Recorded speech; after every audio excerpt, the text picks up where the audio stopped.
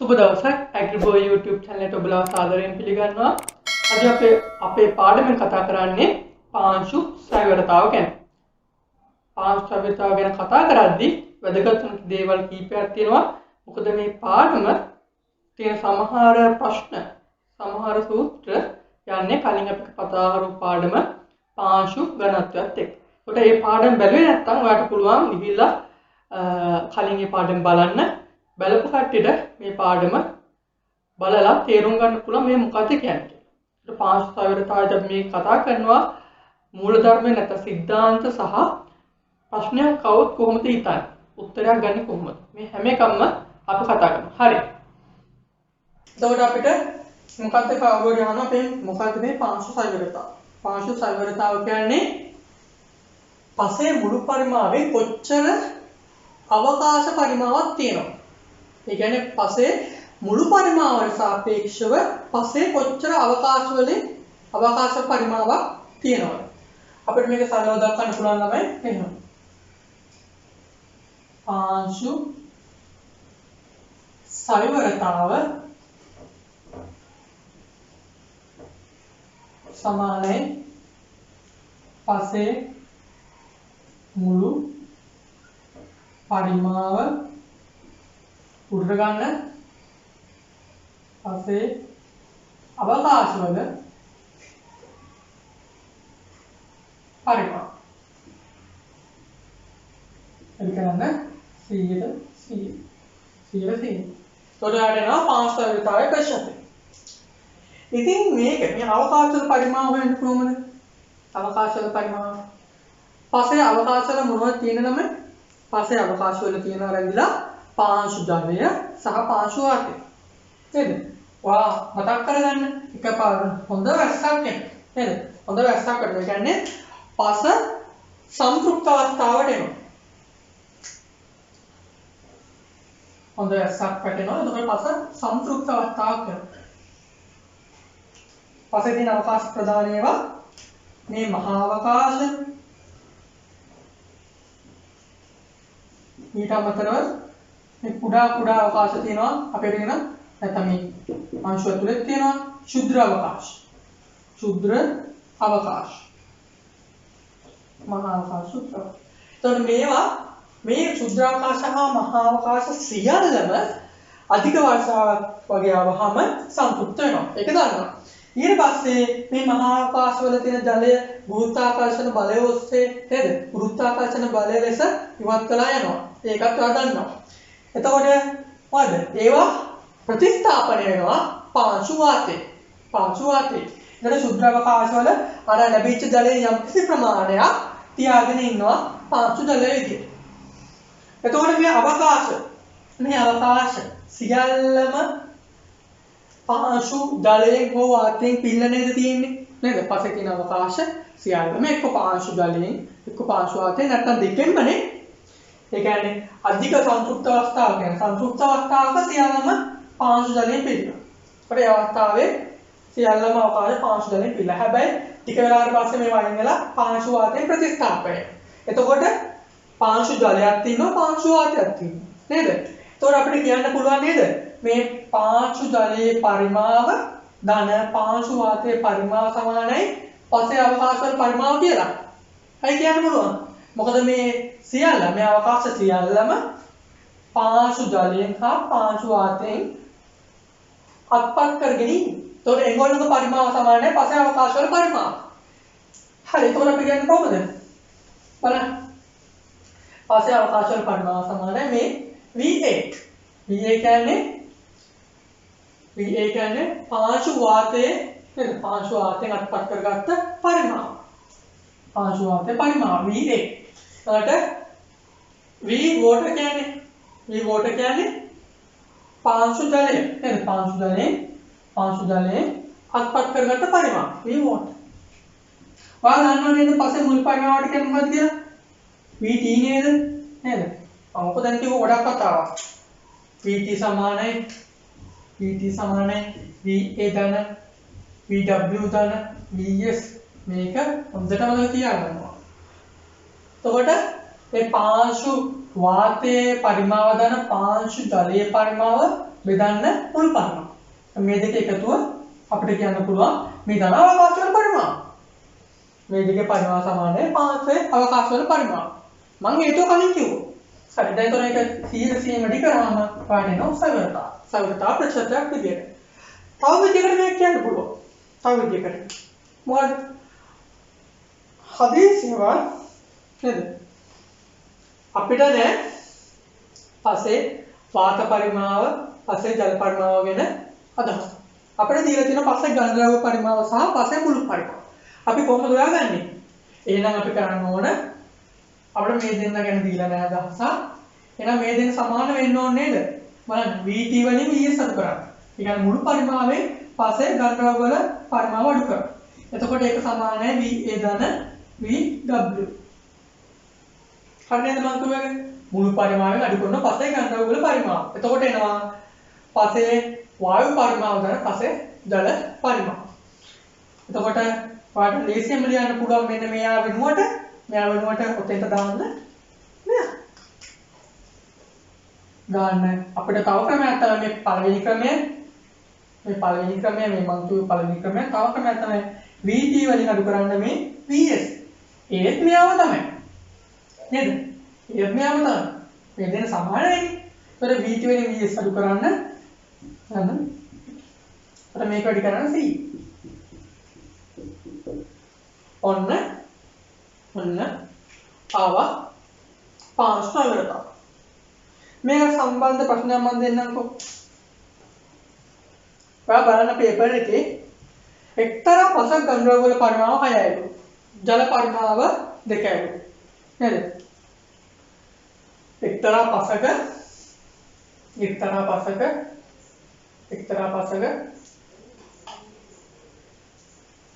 ඝන ද්‍රව්‍ය පරිමාව 6යිලු. ඒ කියන්නේ මොකද? එතන ලියා ගන්න. මම මෙතන හදන්නම්. ඝන ද්‍රව්‍ය පරිමාව VS 6යිලු. ඝන සෙන්ටිමීටර. ඊට පස්සේ ජල පරිමාව VW 2යිලු ඝන සෙන්ටිමීටර. ඊට පස්සේ කියනවා ළමයි මුළු පරිමාව VT 10යි. දැන්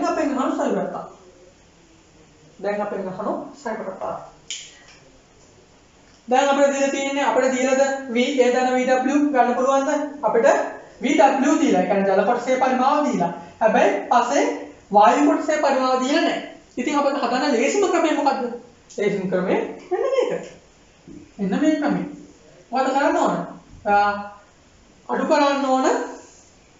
අඩු කරන්න ඕන මෙතන VT ඍණ P VT ඍණ P දැන් ආදේශ කරන්න VT කීයද 10යි ඔබට VS කීයද 6යි නේද 6යි ඔබට 10යි නේද තොරාට ඇවිල්ලා තියෙනවා VT 10ක් කියලා දීලා තියෙනවා මේක මේ ආදේශ කරේ ඊළඟට VS දීලා තියෙනවා 6යි කියලා ඒකත් ආදේශ කරා එතකොට ඔයාට එනවා 4 එහෙනම් මේක 100 සීමටි කරන්න ඕනේ නේද 100 සීමටි කරන්න නේද 100 සීමටි කරා එතකොට ඔයාට එන උත්තරය අවසාන උත්තරේ කියද අවසාන උත්තරේ 140යි 140 අවසාන උත්තරේ 140 අවසාන උත්තරේ 140 ඔන්න උත්තරය තියෙන්නේ අපිට මේක බොරු දත්තද කියලා බලා ගන්න පුළුවන් තව ක්‍රමයකට මම කියන තව ක්‍රමයක් ඔයා දන්නව නේද VA VT සමානයි මේකට ගමු VA ධන VW ධන VS නේද අපිට දැන් දීලා තියෙන අපිට දැන් දීපු රැට් එක මොකද්ද? අපිට අනිත් ඔක්කොම දීලා මෙයා දීලා. එහෙනම් අපි හොයා ගන්න ඕන VA විතරයි නේද? එහෙනම් VA සමානයි VT ඍණ VW ධන VS නේද? VA සමානයි VT ඍණ VW ධන VS නේද? ඒ කියන්නේ මම මේක උක්ත කරා VA. මෙයා උක්ත කරා. එතකොට VT වලින් අඩු වෙන්න ඕන මේ දෙකොල්ලම. VW සහ VS කියන දෙකොල්ලම අඩු වෙන්න ඕන VT වලින්. දැන් අඩු කරා. PT කීයද? 10යි. මේ ඒකක අනිවාර්යයෙන් මතක තියාගන්න. හැම එකම ඒකක ඕන. නැත්නම් අපි දන්නේ නැහැ මොකක්ද කියන්නේ කඩු වැටද ෆොස් වැටද නේද? වර්ග කිලෝමීටරද ඝන සෙන්ටිමීටරද ඝන ඩෙසිමීටරද ඒව දන්නේ නැහැ. එහෙනම් හැම එකෙම ඒකක දාන්න. ඒකට ඒවට වෙනම ලකුණු. ඒකට අනිවාර්යයෙන්ම වෙනම ලකුණු වෙනවා. VW. VW දීලා තියෙනවා 2යි. හරි. VS දීලා තියෙනවා 6යි. එතකොට වැඩෙනවා නේද? 10 ඍණ 8. අවසාන උත්තරේ මොකද්ද? 2යි නේද? අවසාන උත්තරේ ඝන සෙන්ටිමීටර 2යි. ඒ කියන්නේ ඒ පස්සේ වායු පරිමාව ඝන සෙන්ටිමීටර 2යි. ඝන සෙන්ටිමීටර 2යි. එතකොට දැන් අපිට ගන්න පුළුවන් ලේසියෙන්ම ඝන සෙන්ටිමීටර 2යි. ඔයා බලන්න අපිට දැන් ආවා VA වලත් හොයාගත්තා ඝන सेंटीमीटर देखा එහෙනම් දැන් මේකෙන් පුළුවන් නේ දැන් මේකෙන් පුළුවන් සාවිරතාවට පෝරොසිටි එක සමානයි VA සම VW දැන් VT 100 VA වට අපිට ආවා 2යි ඝන සෙන්ටිමීටර VW වලට අපිට දීලා තිබ්බා 2යි ඝන සෙන්ටිමීටර VT නේද VT එක කීයද 10යි ඝන සෙන්ටිමීටර එහෙනම් එන උත්තරේ 100 කරාම අපිට ප්‍රශ්නයක් එනවා මෙතනට ගත්තා එතනට නම් හදන්න එතකොට 4 බෙදීම 10යි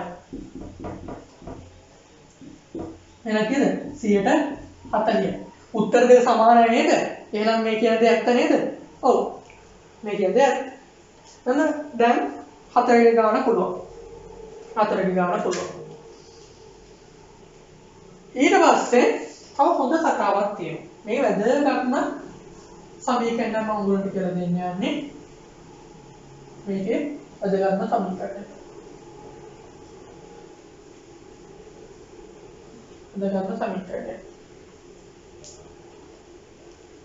අපිට සමීකරණයක් දීලා තියෙනවා ඔයගොල්ලෝ සිලබස් එකේ ඔයගොල්ලෝ ඒක උත්පන්න කරන්න හැටි ඕනේ මතක තියාගන්න මේක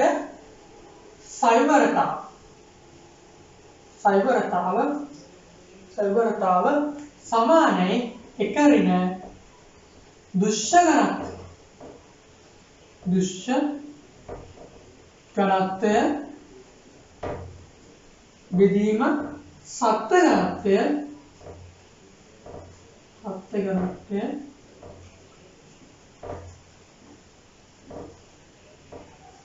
වැඩි කිරීම සිහි දුෂ්‍ය ඝනත්වය බෙදීම සත්ත්ව ඝනත්වය වැඩි කිරීම සිහි නේද සයිවරතාව සමානයි කරගෙන දුෂ්‍ය ඝනත්වය එන සත්ත්ව ඝනත්වය වැඩි කිරීම සිහි අපිට මේක දක්වන්න පුළුවන් අර මම පෙන්නපු අනුරූප වෙච්ච මේ දුෂ්‍ය ඝනත්වය පෙන්වන්නේ ρ b වල සත්ත්ව ඝනත්වය පෙන්වන්නේ ρ p වල නේද මේ සයිවරතාව වැදගත්ම සූත්‍රයක්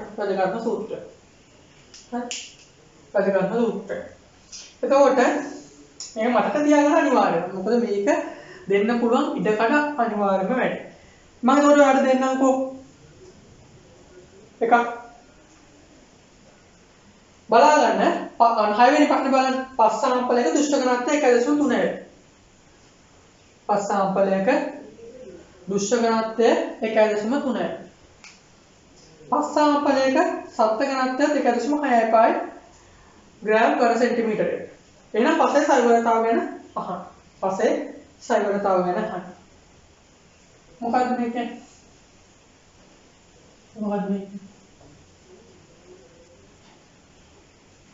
අපිට කියන්න දැන් දුෂ්‍ය ඝනත්වය මේ දුෂ්‍ය ඝනත්වය දීලා තියෙනවා සත්ත්ව ඝනත්වය දීලා තියෙනවා කෙලින්ම අහන සයිවරතාව ගන්න එක ඉතින් මෙන්න මේක මතක් වෙනවා හරි මේ සූත්‍රයෙන් අපිට ලේසියෙන් අඳුන ගන්න පුළුවන් පස්සේ සයිවරතාව කොච්චරද එහෙනම් ආදේශ කරන්න එක ඍණ එක ඍණ 1.3යි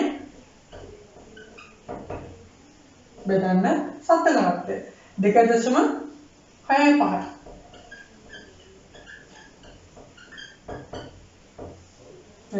2.65 ඇයි මේ 2.65 කියන්නේ සාමාන්‍යයෙන් නිතරම ඔයාලට khනිජ සහිත පසක්. ඒ කියන්නේ කාබනික ද්‍රව්‍ය. මේ සත්ත්ව ඝනත්වය 2.65 කියන එක අපි පොදුවේ යොදා ගන්නවා. හේතුවක් තියෙනවා. මොකද අපි බහුතරයක් මේ භාවිත කරන khනිජ පස්. ඒ කියන්නේ පාර්ශ්ව කාබනික ප්‍රතිශතය 1.5ක් අතර 1.5ක් අතර පස්වල අපි ගන්නවා සත්ත්ව ඝනත්වය 2.65 ග්‍රෑම් ඝන සෙන්ටිමීටරයට කියලා. හේතුව තමයි ඒ වල අඩංගු khනිජ ෆෝස්ෆරස් ෆෙල්ස්පා වගේ වල මේ අංශු ඝනත්වය නැත්නම් මේ සත්ත්ව ඝනත්වය මේ යගයට සමානයි.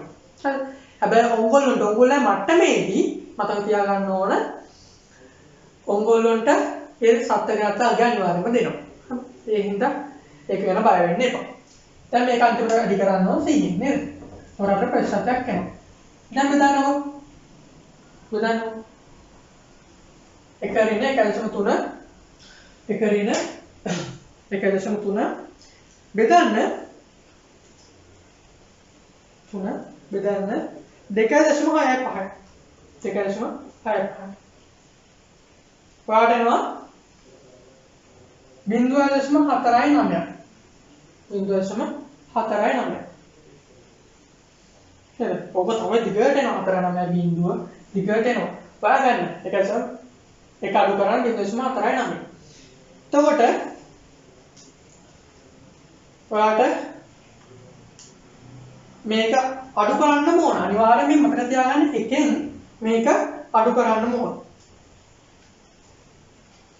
හරිද 0.51 එකෙන් අඩු කරන්න මේ 0.49 කට තොරන ඔයාලට 0.51 නේද එතකොට ඒක අඩු කරන්න C එතකොට ඔයාලට එනවා සයිවරතාව කීයක් කියලාද පාඩ සයිවරතාව වෙනවා 51ක් කියලා 51යි මේකේ සයිවරතාව මම අයිත් කියලා දෙන්න දෘෂ්ටි ඝනත්වය 1.3යි සත්ත්ව ඝනත්වය 2.65යි බෙදුවම ආවගේ මේක 0.49 බිඳුව හරි දර 0.5 ඒක ආවේ එතකොට ඒ අගය අපි අඩු කරන්න ඕනේ එකකින් මෙන්න මේ අගය ගොඩක් මේ කෑල්ල තමයි ගොඩක් වෙලාවට වරද්දනවා මොකද එංගොල්ලෝ මේ ඔක්කොම හදනවා එකෙන් අඩු කරන්නේ එකෙන් අඩු කරන්න ඕන එකෙන් අඩු කරාම එන අගය වැඩි කරන්න C තෝඩනවා ප්‍රතිශතය නේද 4.9 කියන්නේ 51යි කියන්නේ අපි මේක 100ට ගත්තත් 100ෙන් අඩු කරන්න 49 උත්තරේ 51 උත්තරේ 51 හරි එතකොට ඔයාලට ප්‍රශ්නයක් කියන්න පුළුවන්. පොඩක් ඔය පේපර්ස් වල ප්‍රශ්නයක් තියෙනවා. දෘශ්‍ය ඝනත්වය. නේද? දෘශ්‍ය ඝනත්වය මේ සයිවරතාවත් එක්ක වෙනස් වෙන්නේ කොහොමද? දෘශ්‍ය ඝනත්වය සයිවරතාවත් එක්ක වෙනස් වෙන්නේ කොහොමද? පොඩක් වෙනවට තියෙන ප්‍රශ්නයක්. නේද? දෘශ්‍ය ඝනත්වය හා සයිවරතාවය වෙනස්. කොහොමද මේක අතර සම්බන්ධතාව මොන වගේ? මේක අතර සම්බන්ධතාව මොන වගේ? මම ඔයාලට දෙන්නම් ගණන් දෙකක්. ඔයා හදලා බලන්න.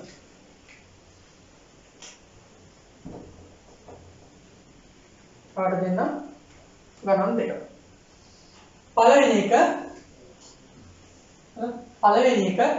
පළවෙනි අවස්ථාවේදී ඔයා ගන්න දෘශ්‍ය ඝනත්වය 1.2 කියලා. පළවෙනි අවස්ථාවේදී ඔයා ගන්න දෘශ්‍ය ඝනත්වය 1.2 ග්‍රෑම් ඝන සෙන්ටිමීටර. ඒ අවස්ථාවේම සත්ත්ව ඝනත්වය පාටිකල් ඩෙන්සිටි එක.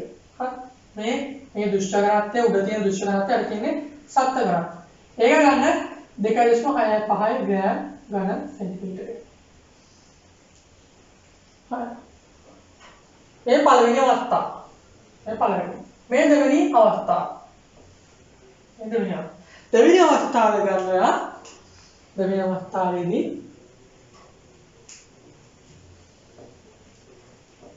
දෘශ්‍ය ඝනත්වය විදිහට ගන්න ඔයා 2.0 ග්‍රෑම් ඝන සෙන්ටිමීටර. ඔයා සත්‍ය ගණන්ත් ඉදිරිය ගන්න. සත්‍ය ගණන්ත් ඉදිරිය ගන්න. 2.6යි 5යි ගන්න සෙන්ටිමීටර. 2.6යි 5යි ගන්න ප්‍රශ්න. දැන් ඔයා සාගරතාව දෙකේම සාගරතාව බලන්න. දෙකේම සාගරතාව බලන්න. එතකොට ඔයා මම දුන්නා පළවෙනි අවස්ථාවේ දුෂ්‍ය ඝනත්වය 1.2යි දෙවෙනි අවස්ථාවේ 2යි. ඒ කියන්නේ පළවෙනි අවස්ථාවේ දුෂ්‍ය ඝනත්වය අඩුයි නේද? දෙවෙනි අවස්ථාවට සාපේක්ෂව පළවෙනි අවස්ථාවේ දුෂ්‍ය ඝනත්වය අඩුයි. එතකොට දැන් ගන්න දැන් නේද? පොරොසිටි එක සමානයි 1 ඍණ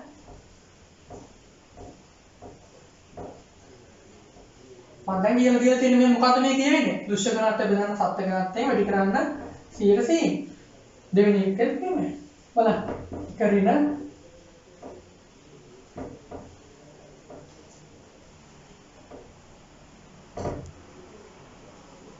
OB rho P කියන්නේ සත්‍ය ඝනත්වය මේකත් ඉතිරි කරන්න C.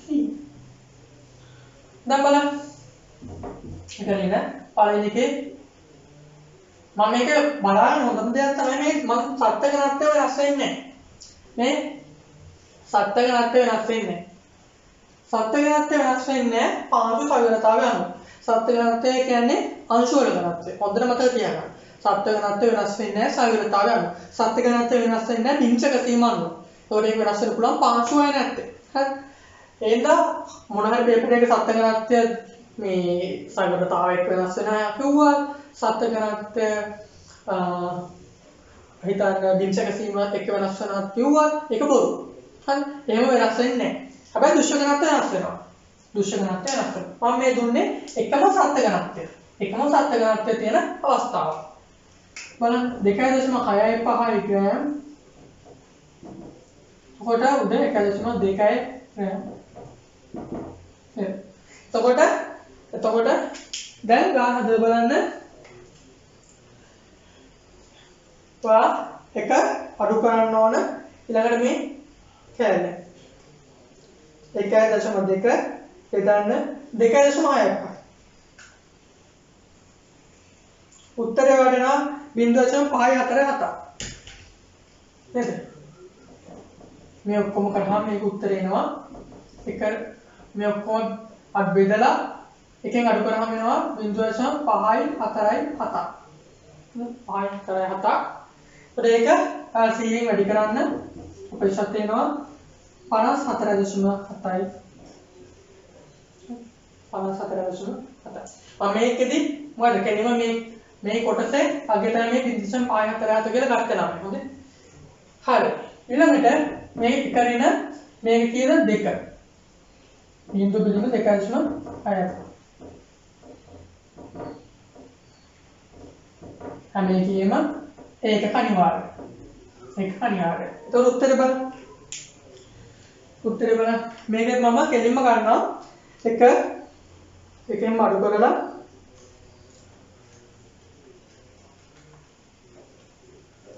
අර උත්තරේ නා 0.245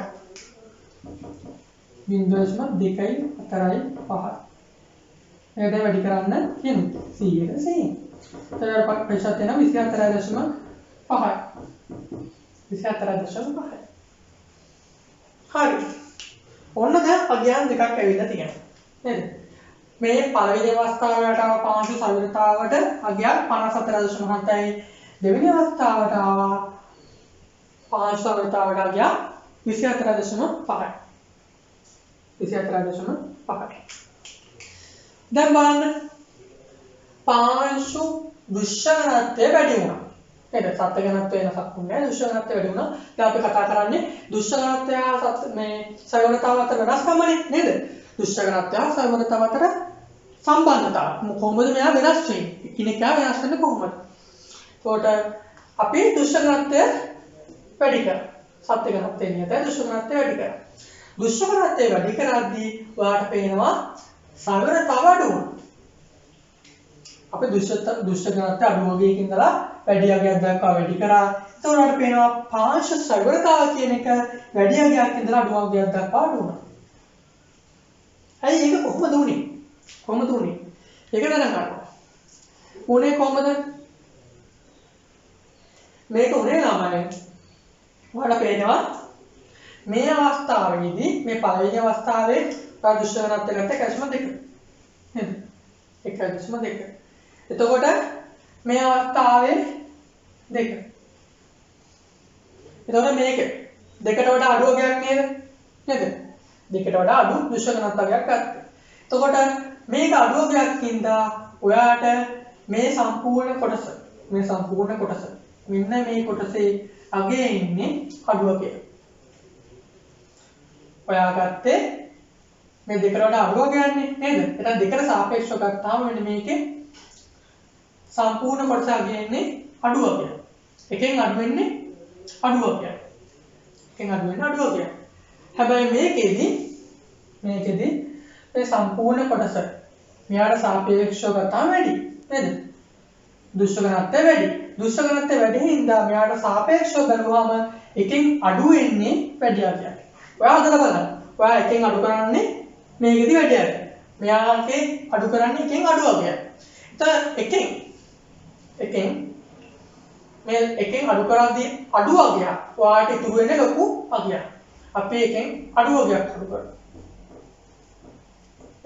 අඩු කරමු. අඩු කරාම ඉතුරු වෙන්නේ එකෙන් ලොකු අගයක්. තොර ලොකු අගයක් කියනවා. එකෙන් වැඩි අගයක් අඩු කරනවා. නේද?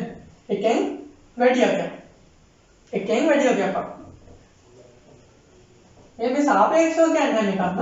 ඒතර එකෙන් වැඩි අගයක් අඩු කරද්දී ඔයාලට ඉතුරු වෙන්නේ එකෙන් පොඩි ප්‍රමාණයක්.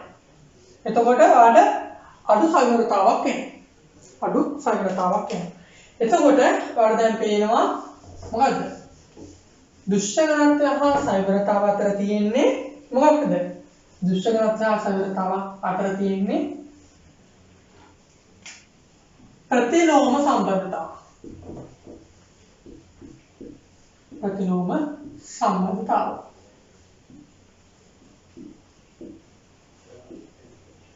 ඒ කියන්නේ අපි ගත්තාම දුෂ්කර ඝනත්වය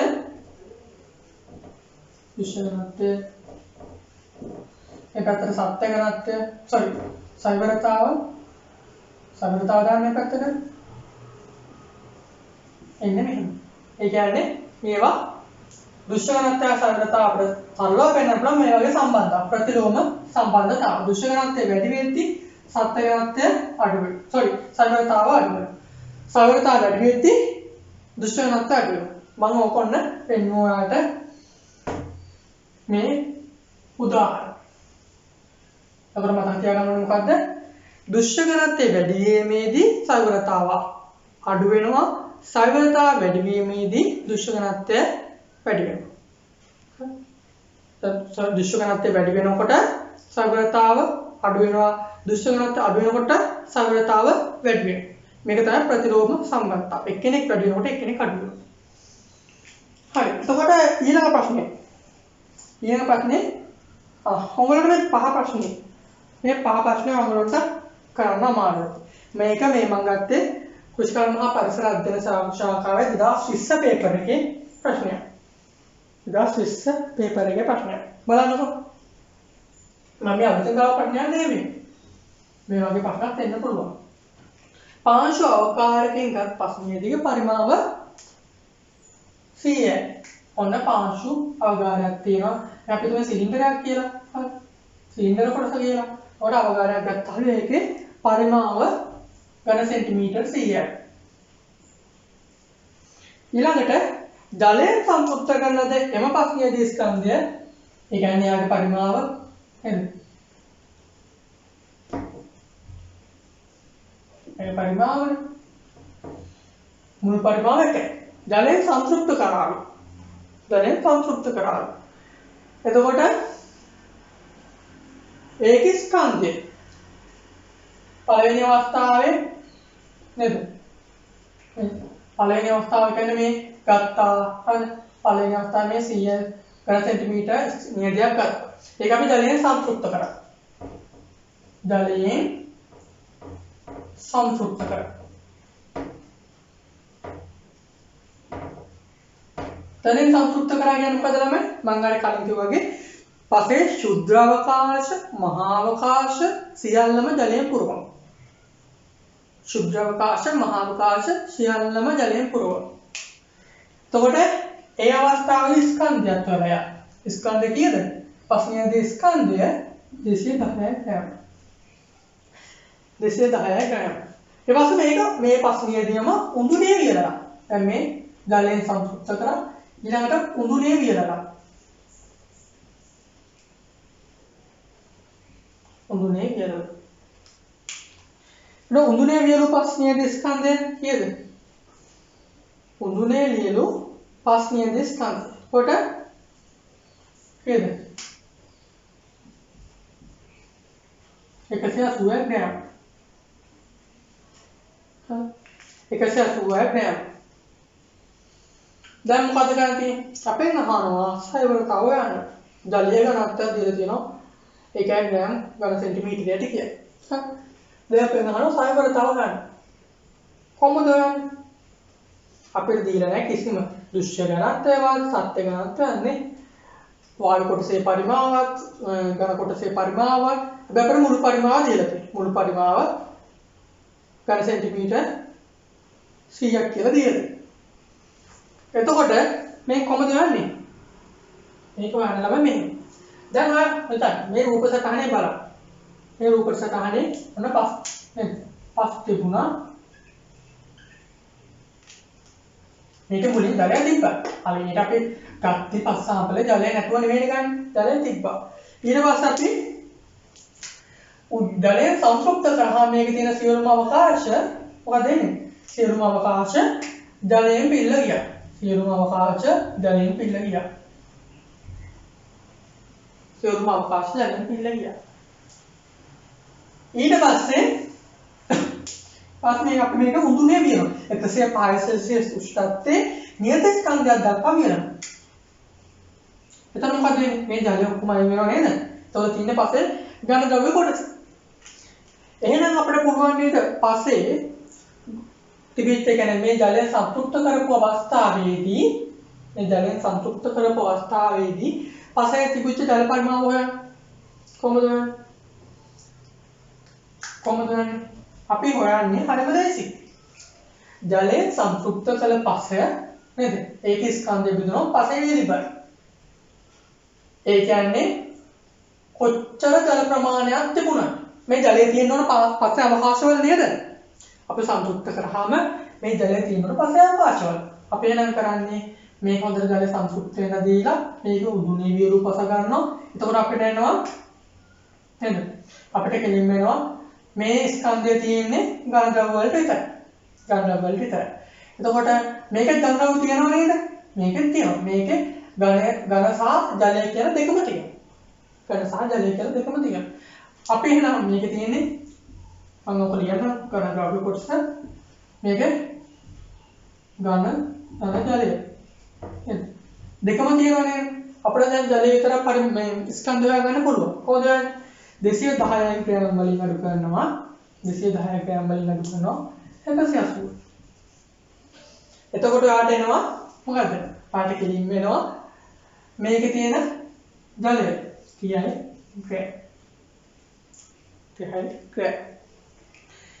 එතකොට මේ ඔයාට මේ ජලය නේද? ඔයාට සම්බන්ධතාවක් ගොඩනගා ගන්න පුළුවන්. ඔයාට 30 ග්‍රෑම් කියලා ඔන්න ජලයේ ස්කන්ධය ආවා. ඔයාට සම්බන්ධතාවක් ගොඩනගා ගන්න පුළුවන්. ඔයාට සම්බන්ධතාවක් ගොඩනගා ගන්න පුළුවන්. මම මෙතන ලියන්නම්කෝ. 210 රින 180 එනවා 30 ග්‍රෑම්. ඒ කියන්නේ ජලය සංතෘප්ත කරපු එකේ බරින් අඩු කරනවා වියලි උදුනේ වියලු පස්සේ බර 30 ග්‍රෑම් ආවා. ඒතර සම්බන්ධතාවක් ගොඩනගා ගන්න පුළුවන් නේද? ඔයා දන්නවා පස්සේ අවකාශවල පරිමාවට මේ තියෙන ජලයේ සම්පූර්ණ වල පරිමාව සමාන වෙන්න ඕන. ඒ කියන්නේ මොකද්ද? මේ අවකාශයේ යන ජලයෙන් පිරෙනවනේ නේද? එහෙනම් මෙන්න මේ ග්‍රෑම් 30 කියන ජල ස්කන්ධයේ පරිමාව සමාන වෙන්න ඕන මේ අවකාශවල පරිමාවට. මේ ශුද්ධ අවකාශ මහා අවකාශ සියල්ලම ජලයෙන් පිරලා. එතකොට ඒ ජල ස්කන්ධ අපි ගත්තා. නේද? ජල ස්කන්ධ අපි ගත්තා. එතකොට ඒ ජල ස්කන්ධය ගත්තා. ඉතින් මේ ජල ස්කන්ධයේ තියෙන ඒ ජල ස්කන්ධයේ පරිමාව අපිට හොයාගන්න පුළුවන්. කොහොමද? ක්‍රමයක් තියෙනවා. අපිට දීලා තියෙන ජලයේ ඝනත්වය. ජලයේ ඝනත්වය D සමානයි m විදිහම v. ඝනත්වය සමානයි ස්කන්ධ විදිහම පරිමාණ. ඕක දන්නවා. එතකොට අපි දන්නවා අපි හොයාගන්න ඕන අපේ පරිමාණ. අපි යුක්ත කරන්න. m විදිහම d. අපි දන්නවා මේ ස්කන්ධ හොයාගන්න. ඒ කියන්නේ ජලයේ ස්කන්ධ හොයාගන්න. එහෙනම් මේ ජලයේ පරිමාණ කොහොමද හොයාගන්නේ? 30 ග්‍රෑම් බෙදන්න ජලයේ ඝනත්වය. ජලයේ ඝනත්වය අපිට දීලා තියෙන 1 ග්‍රෑම් ඝන සෙන්ටිමීටරයයි. එතකොට අර එනවා කීයද? 30 ඝන සෙන්ටිමීටර. 30 ඝන සෙන්ටිමීටර. එතකොට මේ ජලයේ පරිමාණ සමානයි මේ ජලයේ පරිමාණ සමානයි අවකාශ වල පරිමාණ. නේද? හේතුවක් මතක. හේතුව තමයි මේ අවකාශ සියල්ලම ජලයෙන් මේ සංසුප්ත අවස්ථාවේ පිළිලා තියෙන්නේ. එතකොට මේ සියලුම අවකාශවල පිරිච්ච ජලයේ අපි ගත්තා පරිමාණ. මේ පරිමාණ සමාන වෙන්න ඕන මේ අවකාශවල පරිමාණ. එහෙනම් දැන් අපි කොහොමද ගන්නේ සයවරතාව? සයවරතාව. දැන් අපි දන්නා අවකාශවල පරිමාව නේද? අවකාශවල පරිමාව මුළු පරිමාව 100. එහෙනම් අපි සයවරතාව වෙනවා නේද? 100ට 100ට මුළු පරිමාව අවකාශවල පරිමාව මේ මුළු පරිමාව ඝන සෙන්ටිමීටර් 100යි මේක ඝන සෙන්ටිමීටර් 30යි. එහෙනම් සයවරතාව 100ට 30යි. 100ට 30යි. හරිනේ. එතකොට මේ පාඩමේ සම්පූර්ණයෙන්ම තියරි ටික සහ වැදගත්ම ප්‍රශ්න ටිකක් කතා කරා. ඔක්කොම ප්‍රශ්න කතා කරේ නෑ. ඒක ප්‍රශ්න කීපයක් තියෙනවා ඔයගොල්ලන්ට කතා කරන්න ඉගෙන ගන්න. ඒ ප්‍රශ්න ටික ඔයාලට පුළුවන් කරලා මොකක් හරි තේරෙන්නේ නැත්නම් ඔයාලට ප්‍රශ්න මොකක් හරි තේරෙන්නේ නැත්නම් අපිට කමෙන්ට් සෙක්ෂන් එකේ කමෙන්ට් එකක් දාන්න පුළුවන්. ඒතකොට අපිට ඒක පුළුවන් ඔයාලට කියලා දෙන්න. හරි. අපි කතා කරා පාංශු ඝනත්වය, ඒක යටතේ දුෂ්ට ඝනත්වය හා සත්ත්ව ඝනත්වය ගැන කතා කරා. ඊට අමතරව අපි කතා කරා පාංශු සයවරතාව සහ මේ පාංශු සයවරතාව දුෂ්ට ඝනත්වයත් එක්ක කොහොමද වෙනස් වෙන්නේ කියලා සරලව අපි කතා කරා. හරි. එතකොට අදට පාඩම ඉවරයි. ස්තුතියි මට.